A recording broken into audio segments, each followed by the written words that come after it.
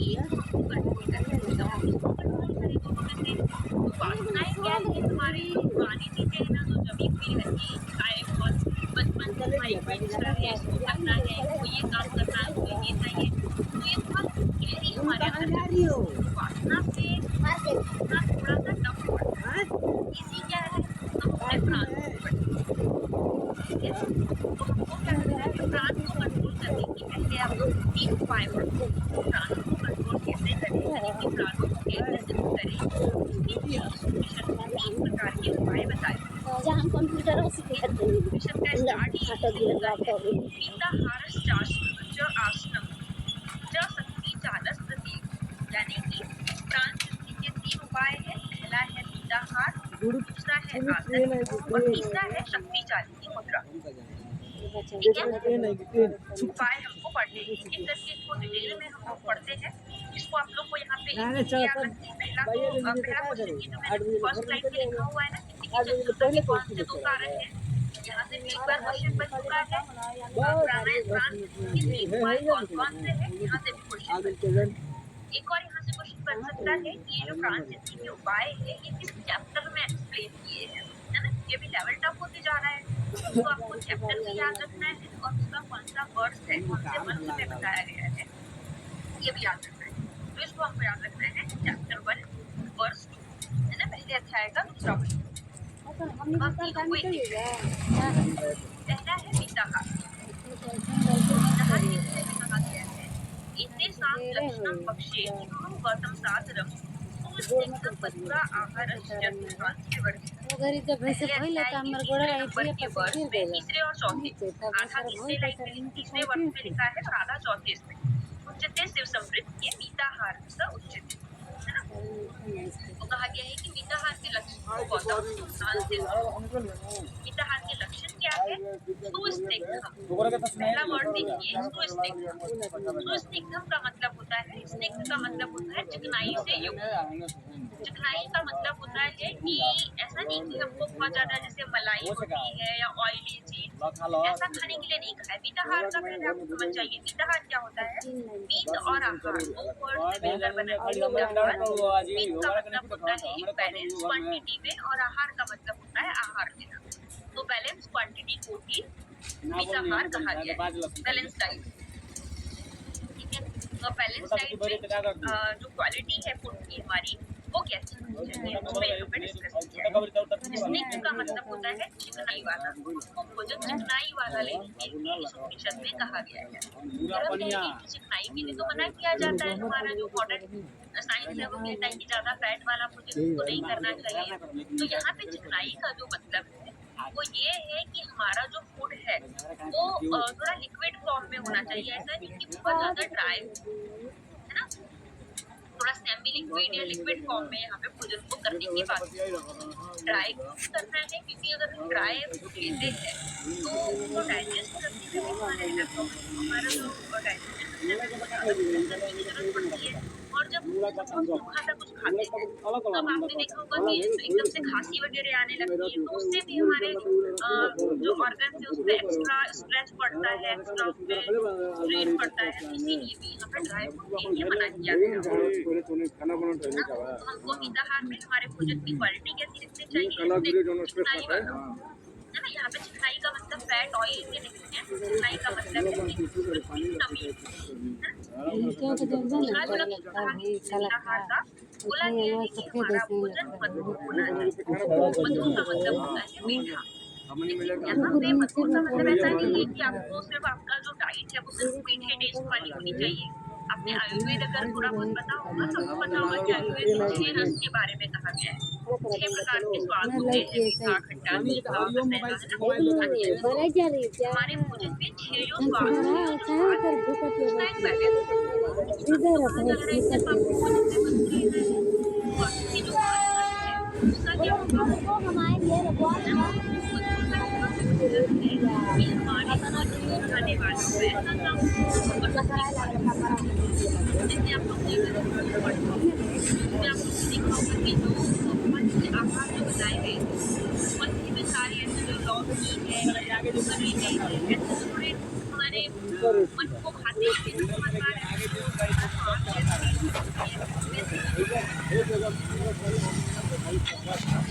भले खाना हो। अगर कोई खाने की ना पड़े जैसा ना ना अगर बताइए जैसा थाली बनती वैसा बने बट तो हमारा मन बनेगा।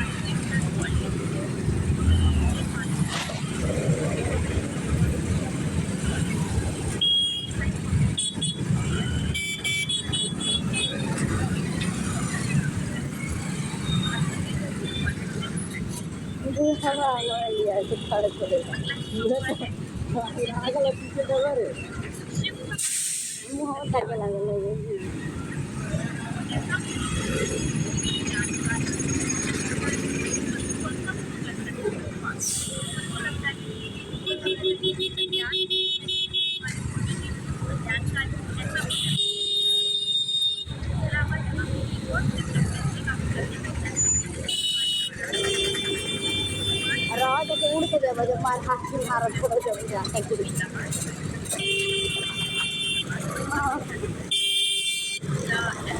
अल्लाह ना छोड़ सारा कैसे करे ये चला चला गाड़ी चला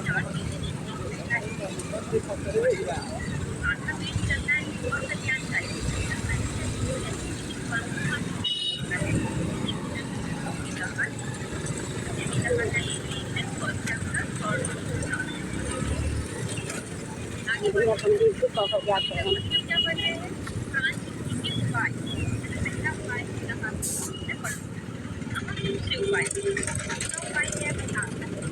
कन्या बन सकता है दो आसनों के बारे में बताया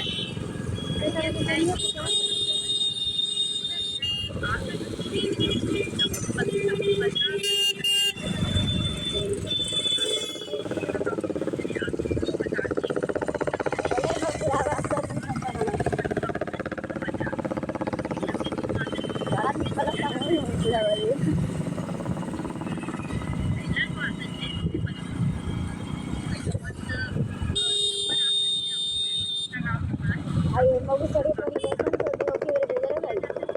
असं खूप सारी लेकिन हमारा ना भी जाने का आनंद और हमको तरफ से कौन बच्चिया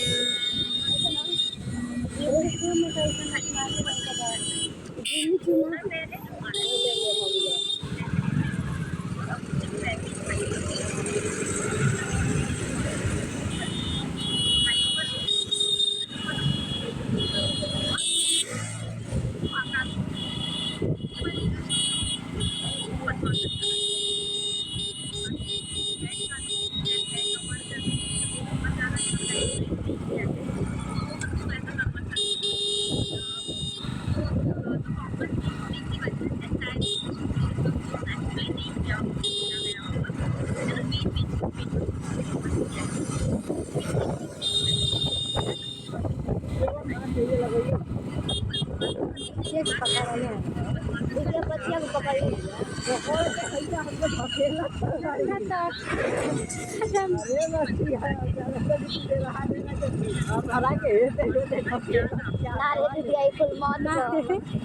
आराम से चल हाथ रात बिरात के दीज बाटे मजा करे घर पहुँच के बताइए सन कौन कैसे करते अभी सीरियस रह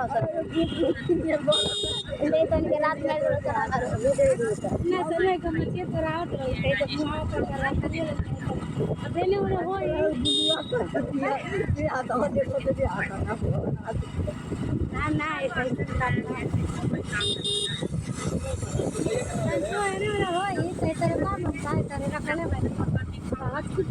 में होई कि ना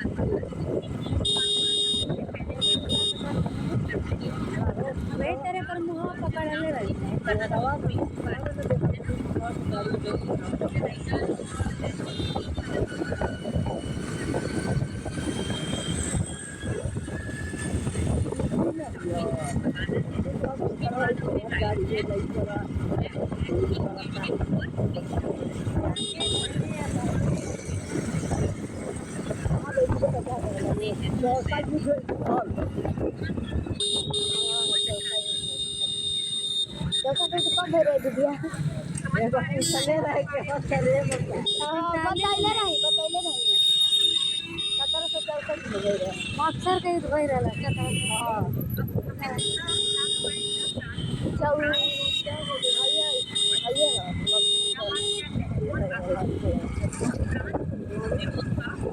ना उसको चला क्यों चलूँगा ऐसे बॉक्सर तारे एरिया में तू गई तो भय रहे कौन कौन इस भय रहे था हम कौन जब चौथा पे इस भय रहे बॉक्सर के गलत बॉक्सर कब हो रहे थे वो बोले रहे 17 से 64 रहे फिर पूछल कि पानीपत के कब इस भय रहे थे हम लोग 3 गो था कौन लगाए केकरा बीच भय रहे था हम कह दिले रहे हिमाई और बाघ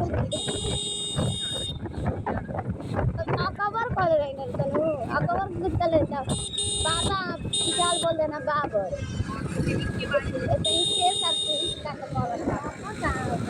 अरे हवे रे नाम रही बरंगिया दिखाए कुछ एगो वो आदमी है ना जब हम गए रहे ना अब हमके एक टक लगा के बच्चे और लाली दीदी कहने गेला दीदी बुझा तक बोला कि नहीं देखल और ना रूमवा वो दिखाइला पानी उनके पूछे हाइए सेवा के खड़ा कर और यहाँ चल हाइए मुड़े के बाबू बोलिए कि नहीं मुड़े के कहीं मुड़ के बे दुकान में ला दे बोला के नहीं मुड़े जय जय खेला हमरा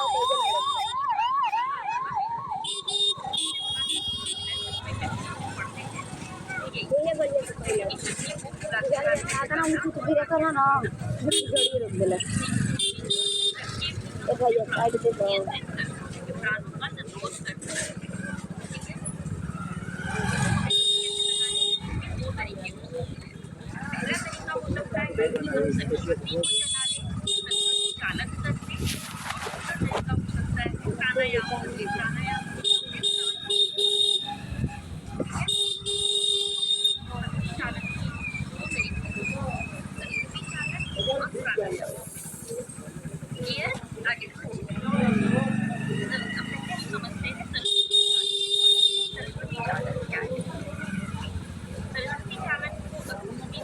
ये नहीं लगता है तेरे पकड़ ले रहा है ऐसे हो सकता है तेरे ढकेला था लेकिन तू ना कहता है जान से ढकेला चली ये मुड़िया करे ही नहीं लगता है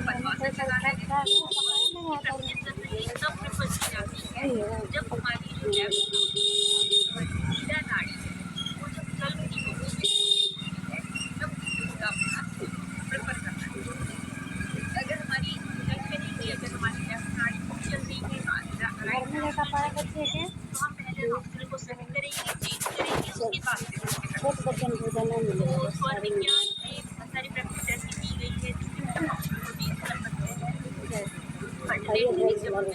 लोग कर लेते हैं हमारी नॉस्टल जो है वो चेंज हो जाती है या फिर हमको जिस तरह से चलानी उस साइड से आइए सकते हैं चला रहा है पता सरिया लटकल हो जरा बुझिए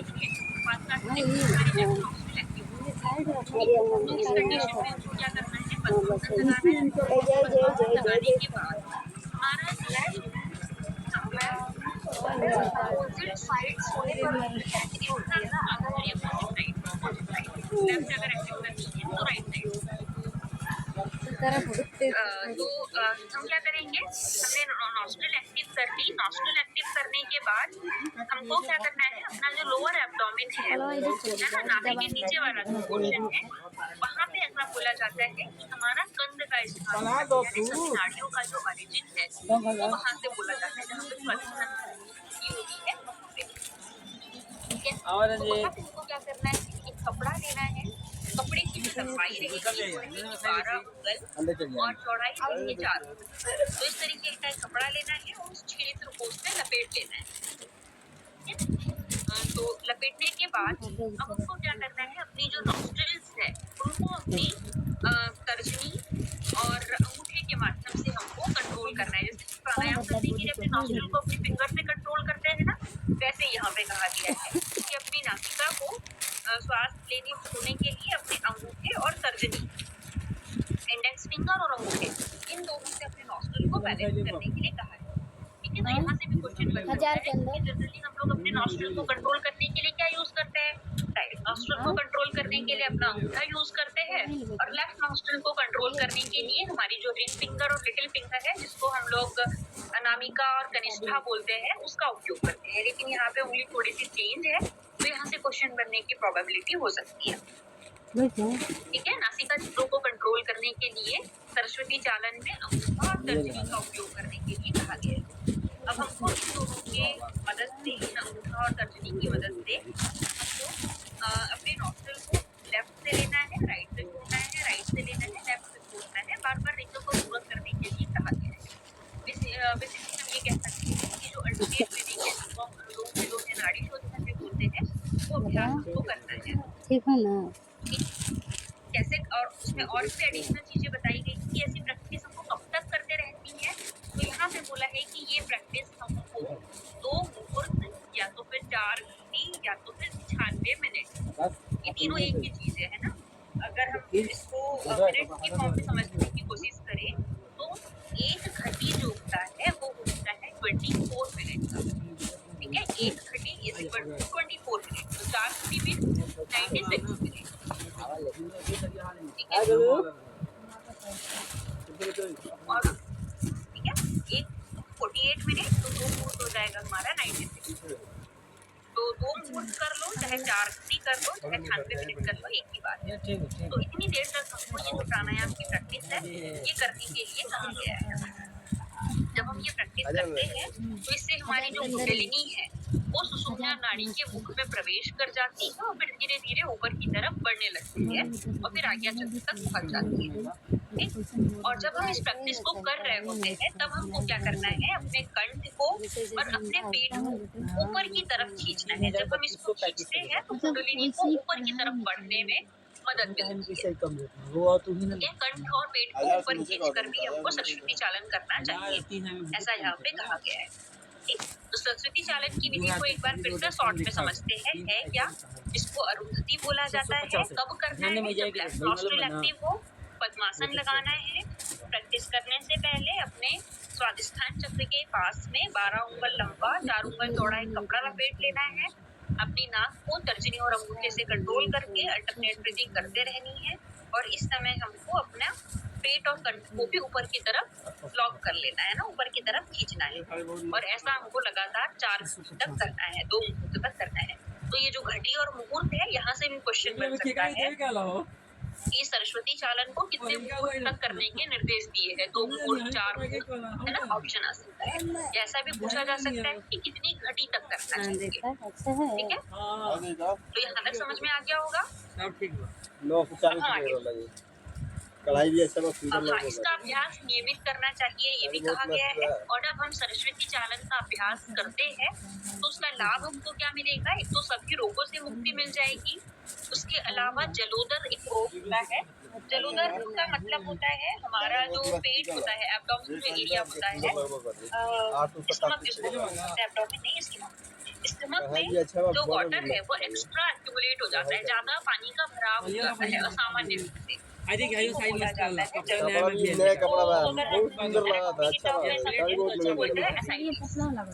तो असाइटिस को जलोदर बोला जाता है। जो उदर क्षेत्र है वहाँ पे एक्स्ट्रा पानी का भर जाता है। इस रोग में भी फिर दूसरा है देख ली, अरे क्या मतलब खाओ मतलब आप लोग गाउन बोल सकते हो। इसमें क्या होता है, पेट में निचला हिस्सा होता है या जो चेस्ट का वाला हिस्सा होता है, यहाँ पे एक गांठ जैसा बन जाता है, तो इसी को बोला जाता है बुल्ब, है ना, वक्ष या उदर क्षेत्र में गांठ का बच्चा। फिर अगला बोला जाता है लीहा का मतलब होता है स्प्लीन, है ना, स्प्लीन एक ऑर्गन होता है जो हमारा जो एब्डोमेन होता है उसके अपर लेफ्ट पार्ट में लोकेटेड होता है। तो स्प्लीन का एबनॉर्मली इनलार्ज हो जाना यानी कि बढ़ जाना उसी को बोला जाता है प्लीहा रोग। ठीक है, तो इसको अगर हम मॉडर्न एनाटॉमी में देखें तो इसको बोला जाता है ये कलर से कितना अच्छा लगा था, अपने अच्छा लगा वो कर स्प्लीनोमेगाली, ये भी प्लीहा को बोला जाता है। तो इस रोग से भी जब हम सरस्वती चालन का अभ्यास करते हैं तो इससे मुक्ति मिलती है। इसके अलावा पेट के समस्त रोग से भी मुक्ति मिलती है। तो ये भी बहुत इम्पोर्टेंट यहाँ पे क्वेश्चन यहाँ पे बन सकता है कि जब हम सरस्वती चालन का अभ्यास करते हैं तो इससे कौन सा बेनिफिट कहा गया है और इसमें एक दो बेनिफिट या कौन सा बेनिफिट नहीं कहा गया है, इस तरीके से क्वेश्चन यहाँ पे आ सकता है। ठीक है, अब हम नेक्स्ट बात करते थे कि हमको ये जो सरस्वती चालन का अभ्यास है ये किस जगह पे करना चाहिए या कैसा प्लेस हमको लेना है। तो कल जब हम श्वेताश्वतर उपनिषद पढ़ रहे थे वहाँ पे हम लोग ने जो स्थान निर्धारण पढ़ा था सेम चीज यहाँ पर भी कही गई है कि वो जगह जहाँ पर कंकड़ पत्थर ना हो, घास वगैरह ना हो कि घास में कीड़े वगैरह रहने के चांस रहेंगे, जहाँ पर अग्नि ना हो, जल ना हो और बहुत अधिक ठंडा वातावरण ना हो। इसके अलावा पवित्र स्थान हो, एकांत हो, बहुत ऊंचा नीचा ना हो, ऐसी जगह पे हमको क्या करना है, अपना आसन को बिछाना है और बद्ध पद्मासन लगाकर सरस्वती। अब यहाँ पे जब आप देखो यहाँ लिखा गया है बद्ध पद्मासन लगाकर। और जब मैंने अभी यहाँ पे ऊपर आपको विधि बताई थी तो बोला गया था कि पद्मासन लगाकर। तो बद्ध पद्मासन की स्थिति आप लोग पहले समझ लीजिए कि कैसे किया जाता है, फिर मैं बताती हूँ दोनों में डिफरेंस क्या है। पद्मासन जैसे हम लगाते हैं, पद्मासन लगाने के बाद यदि हम अपने दोनों हाथों को पीठ के पीछे से क्रॉस करते हुए अपोजिट साइड में जो हमारा अंगूठा आ रहा है उसको यदि हम पकड़ ले तो उसको बोला जाता है बद्ध पद्मासन। हैंड्स को क्रॉस करना है और पैरों के अंगूठे को पकड़ना है, उसको बोला जाता है बद्ध पद्मासन। तो यहाँ पे पद्मासन और बद्ध पद्मासन इसलिए कहा गया है, ये वाली जो स्थिति है जहाँ पे हमको पद्मासन करना है ये बोली गई है बिगिनर, क्योंकि हमको अपने जो दोनों हाथ है उसकी जरूरत कहाँ पड़ेगी, अपने नॉस्ट्रल्स को कंट्रोल करने के लिए, रेगुलेट करने के लिए। इसीलिए इनिशियल लेवल पे जब हम पद्मासन के साथ कर रहे थे तो हमारे हाथ नॉस्ट्रल पर रहेंगे, लेकिन जब हम एडवांस प्रैक्टिस में हो जाते हैं तो हमारी जो नॉस्ट्रल है उसको हमको रेगुलेट करने के लिए अपने हाथ की जरूरत नहीं पड़ती। हम अपनी इच्छा शक्ति से भी अपने नॉस्ट्रल को रेगुलेट कर सकते हैं कि अच्छा आप लेफ्ट से सांस लेनी है, राइट से छोड़नी है, राइट से लेनी है, लेफ्ट से छोड़नी है, ऑटोमेटिक होने लगता है ना। तो जब एडवांस प्रैक्टिस हो जाती है तब हमको क्या करना है, बद्ध पद्मासन। इसीलिए ये दोनों नाम यहाँ पे देखने को मिलते हैं, फाइनल स्टेज बद्ध पद्मासन के साथ। ठीक है, तो सरस्वती चालन समझ में आ गई होगी। एक बार यहाँ पर शॉर्ट में इसको समराइज करते हैं। हम लोग शुरू से क्या देख रहे थे, प्राण सिद्धि के 3 उपाय, पीताहार, आसन, शक्ति चालन। पीताहार क्या था, स्निग्ध भोजन, मधुर भोजन, भगवान को समर्पित करके आत्मवीर भोजन पीताहार था। आसन कौन से थे, 2 आसन, पद्मासन, पंचासन। शक्ति चालिनी मुद्रा कुंडलिनी जागरण हमने बोला था, इसको 2 तरीके से कर सकते थे, सरस्वती चालन से और प्राणायाम से। तो सरस्वती चालन को अब तक हम लोग ने देख लिया। सरस्वती चालन क्या था, लेफ्ट नॉस्ट्रिल एक्टिव होने पर पद्मासन लगाना है, कपड़ा लपेटना है, अल्टरनेट ब्रीदिंग करनी है और पेट और कंधे को ऊपर खींचना है, ये हमारा सरस्वती चालन। अब हम पढ़ेंगे प्राणायाम के बारे में, कुंडलिनी जागरण का दूसरा उपाय प्राणायाम।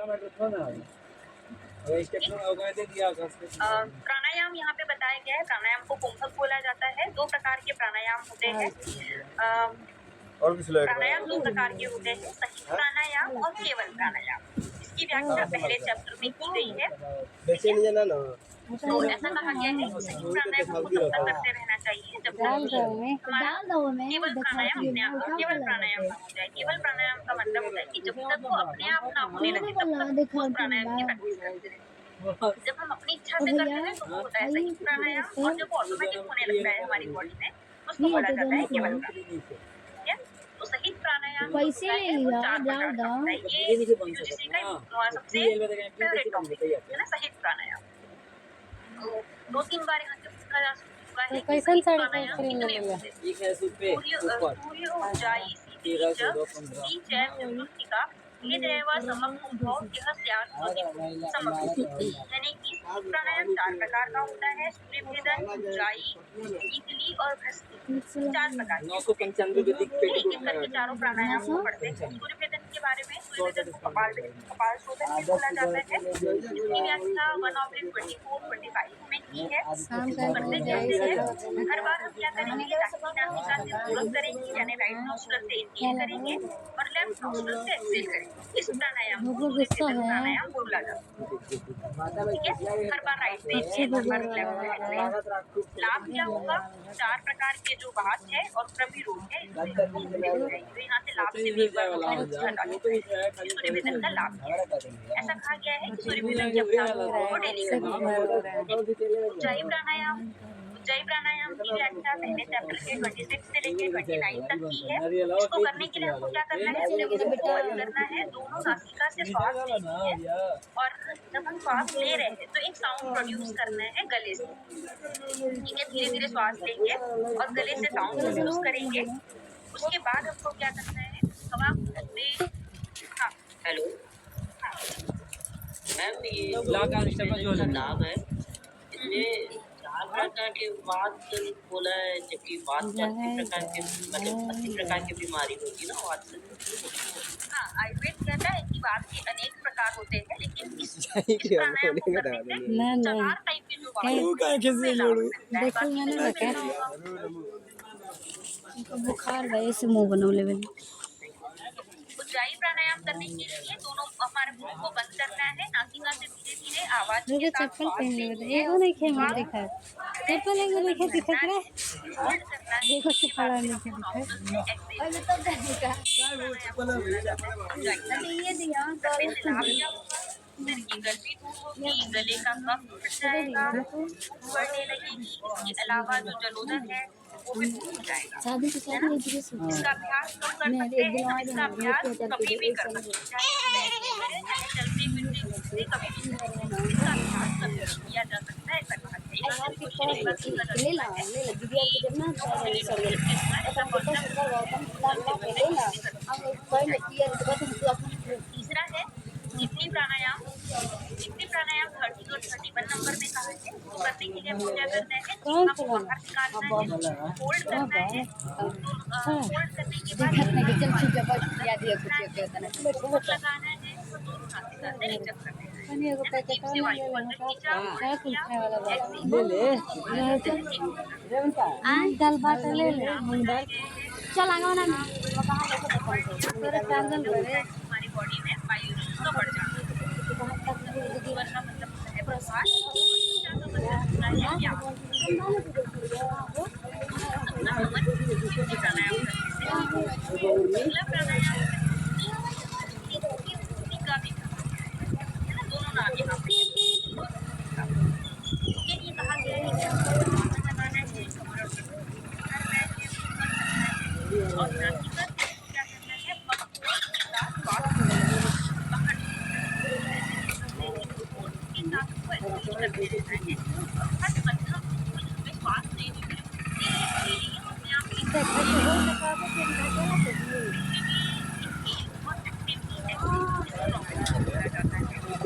ना के पकड़ ले बनिया भीतर सर्कल बचे रहो लाभ क्या रहेगा, लाभ रहेगा कि गले में जो जलन होती है उससे ये जठराग्नि के प्राणायाम कहा गया है। ये नाड़ी है, पापनाशक है, सुषुम्ना नाड़ी के बीच में जो कफ जमा हुआ रहता है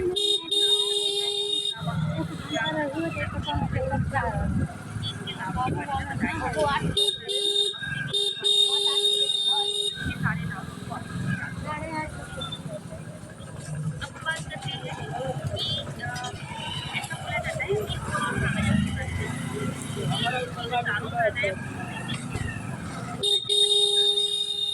चारों प्राणायाम अपने आप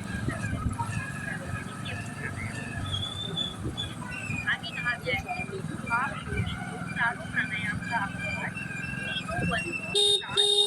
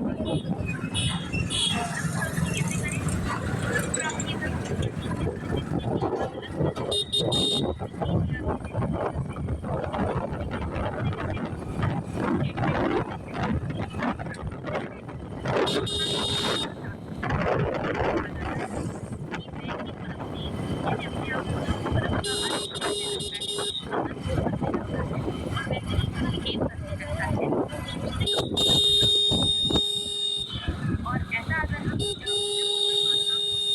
जानते हैं तो परमात्मा ही सत्य है, अव्यक्त है, जल्दी से भी हमको प्राप्ति हो जाएगी। इसके अलावा जब अपनी आत्मा में अपनी आत्मा यानी हृदय में अपने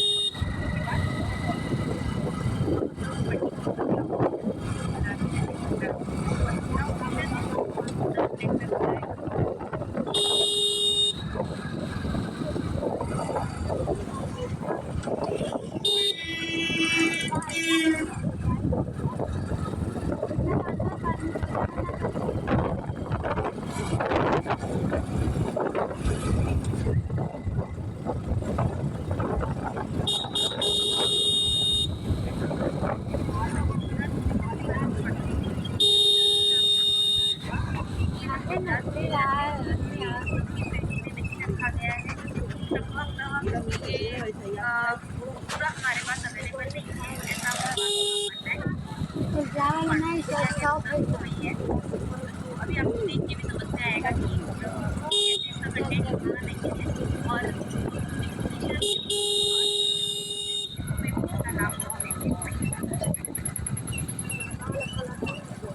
लास्ट पोजीशन है हमारा ये पूरा आपको देखना होगा। उसमें हम लोग को मंत्री राजनीति के बारे में पढ़ना है, के बारे में पढ़ना है। 9 तत्वों में ध्यान करते ध्यान कैसे किया जाता है, ध्यान करने के देखने में ये टॉपिक बहुत ज़्यादा लग रहा है, बहुत कम कठिन टॉपिक को पढ़ें।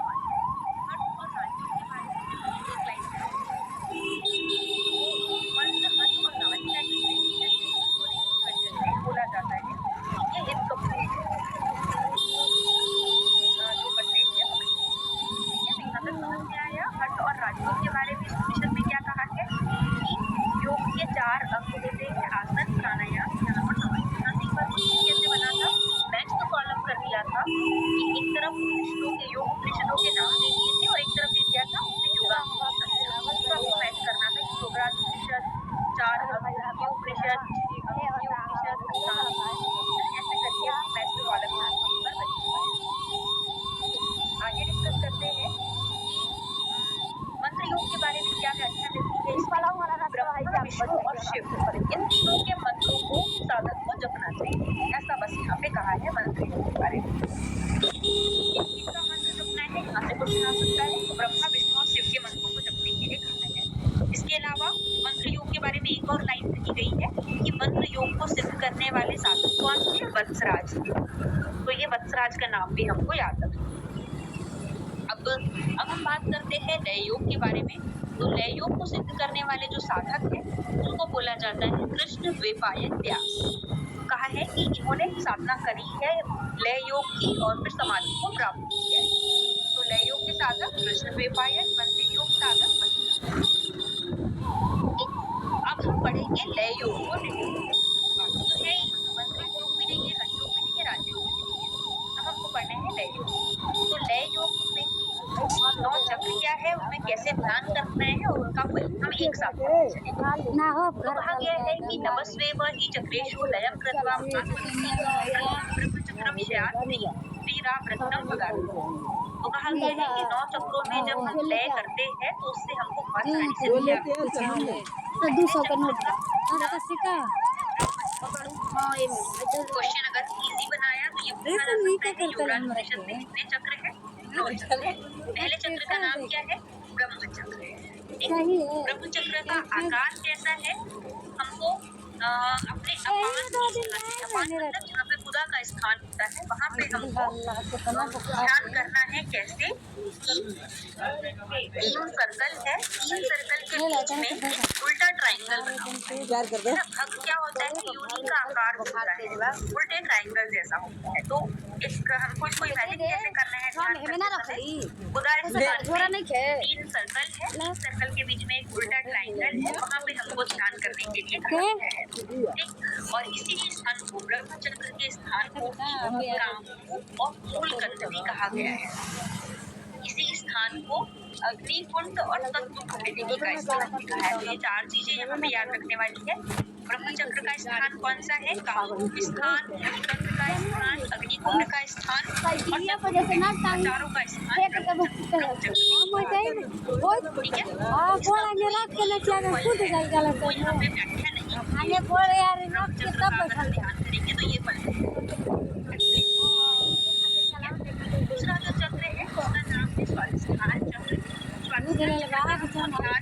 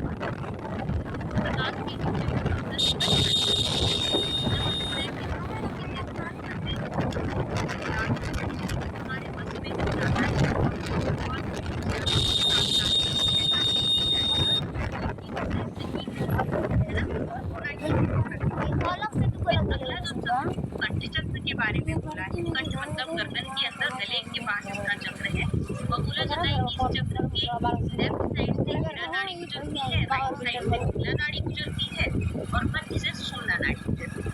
इस चक्र का कंठ में अगर हम ध्यान करते हैं तो इससे हमारी जो ज्योति है वो बहुत निर्मल हो जाती है, या इस स्थिति में हमको इस कंठ में निर्मल ज्योति का ध्यान करना है। ठीक है, और ऐसा करने से वो समस्त सिद्धियां यानी कि जो अष्ट सिद्धियां वगैरह बोली जाती है ना, वो सारी सिद्धियां हमको मिलते हैं।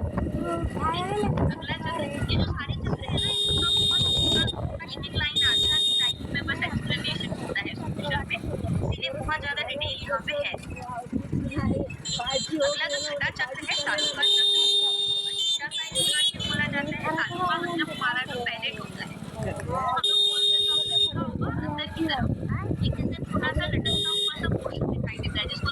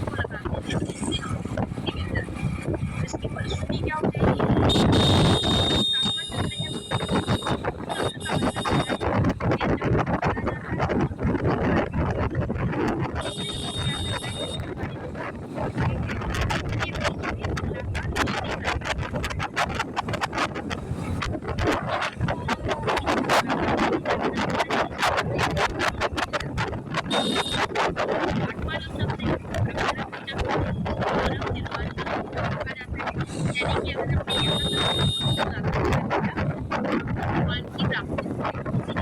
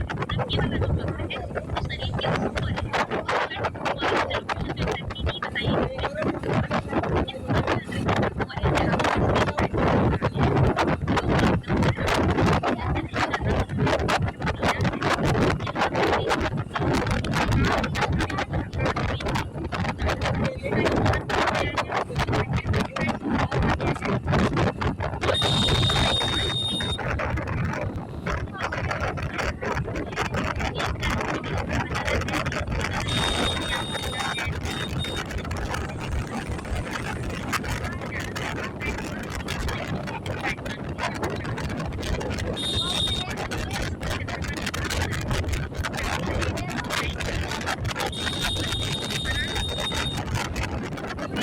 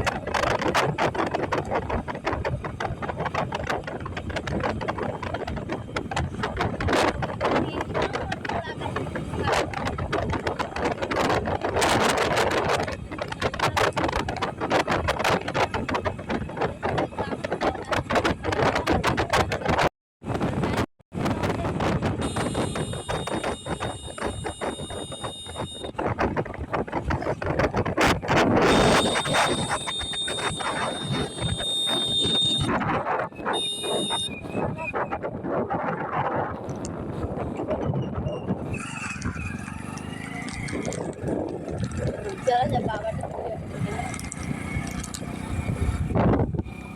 कह देवे कर बाबा 7 बजे आवत रहे के लिए आ जाए आवेला न सांझी के दे कट्टा पापा बतैले वाला